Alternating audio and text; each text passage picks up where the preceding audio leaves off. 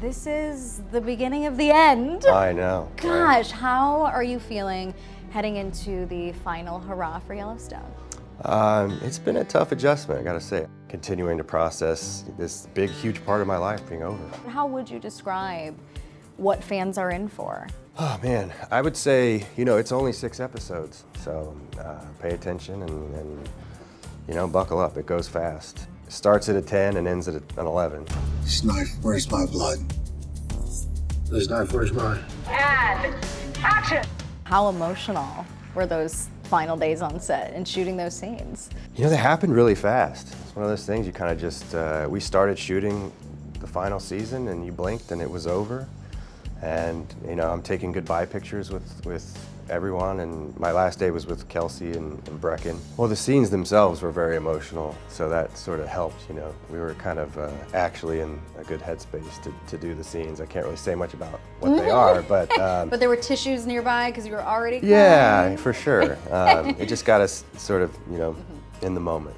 But yeah, I keep saying it's like the summer camp blues, It's like that last time when all your friends go away and you're like, you're just kind of sitting at home by yourself, like, where is everybody? But yeah, the one thing I do know is like I'll always have the show.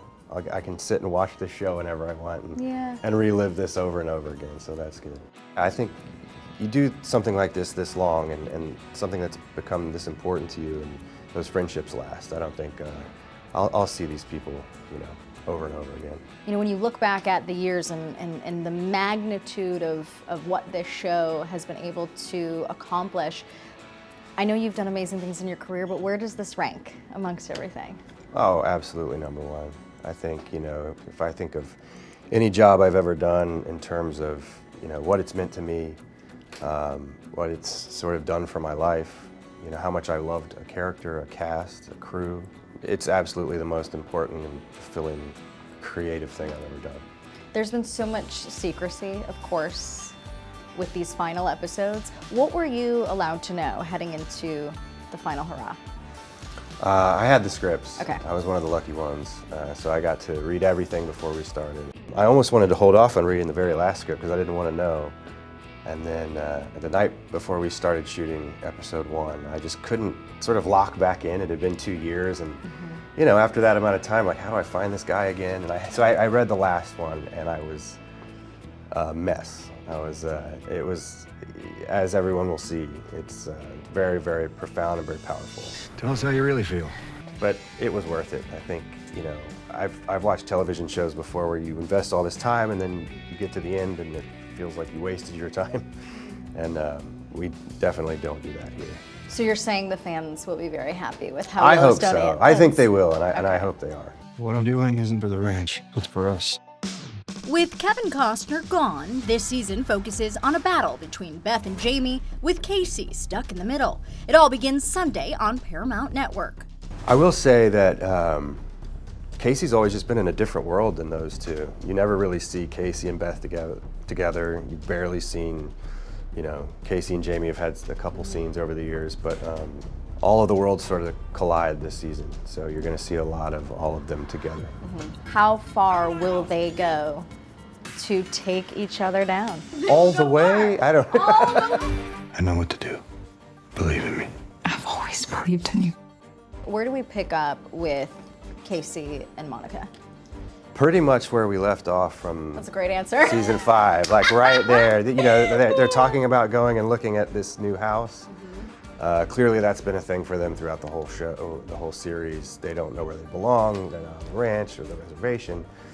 And so they find a home. That's this place called East Camp, and we kept calling it HGTV because you're just watching them sort of make this house into a home for a while. Okay. And it starts to feel like maybe they found their spot. And could the cameras continue to follow them in this new spot, maybe? If there were a spin-off, would you be open to it? Absolutely, yeah. If Taylor were writing it, yes. In my vision, the choice that I saw was between this place and you. Maybe this is the way we have both. What do you hope Kayce and Monica's legacy is? Because outside of Rip and Beth, they are really a couple that the world has fallen in love with. Yeah, I mean, I guess, you know, you watch their relationship through the seasons, and the one thing that's sort of the problem is that they can never find where they belong, and because of that, they can never find happiness. You know, they have love. They love each other unconditionally, but they can't find peace. And so I guess that's what I always hoped for them, is that they would find their happy ending. Do they at the end of these episodes? Can't say that. I signed things. I know, right? My phone will ring right now. As for Luke's real-life happy ending, well, he's currently working on a new album. Filming the show actually inspired him to move to Montana 4 years ago, and he's embracing his newest role, dad to a 6-week-old baby boy. Congratulations. Thank you. Thanks. How is it going? The smile on your face says it all. I mean, it's amazing. It's amazing and hard. No one can prepare you for that first month, you know, when they're newborns. But I feel like my heart grows every day, and I'm just like madly in love with the little guy. So we're doing great. What has been your favorite part of fatherhood so far? Man, it's bringing my wife and I a lot closer in a really interesting way. You know, we're becoming a team in a way that I didn't foresee or didn't know that was possible. What duties are you picking up? Are you on diaper duty? Because it's a team. It's you teamwork. Got to do diaper duty. It's you know, because she's kind of doing everything else. I can't feed him. I can't do any of that. So I do what I can. Don't have to hold on. Does he like Dad's music? I hope so. I can't tell yet. I'm also not shoving it on him just yet. You know, I'll give him some time. What's inspiring the music these days? Clearly, having a kid. So is this a lullaby album? Yeah, exactly. I won't get too mushy, but yeah, I mean, it's just, not only the love, but just a lot of sort of big, profound feelings that I'm, that I'm sort of going through, and thinking about my own parents and things like that. So yeah, it's bringing up a lot of stuff. You have to, of course, head out on tour. Is he going to come with? How are you going to? He's going to come to the Grand Ole Opry. Oh. I feel like, and I may want to bring him out or something, give him his Opry debut as well. Oh, he for sure has to follow in your footsteps then one day in music. He can be whatever he wants, but he will definitely be getting guitars and drum sets and things for birthdays very early on. What about in front of the camera? Would you want him to act as well? Oh man, I'd much rather him be a musician, to be honest. Okay. Why is that?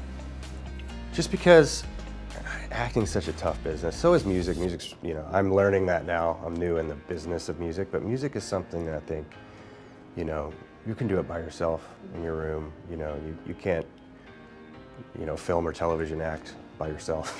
You've got to be you're a part of a huge machine, and sometimes it can be a really hard thing. So if he wanted to, I would support him and try to help him, but I'd much rather be a musician.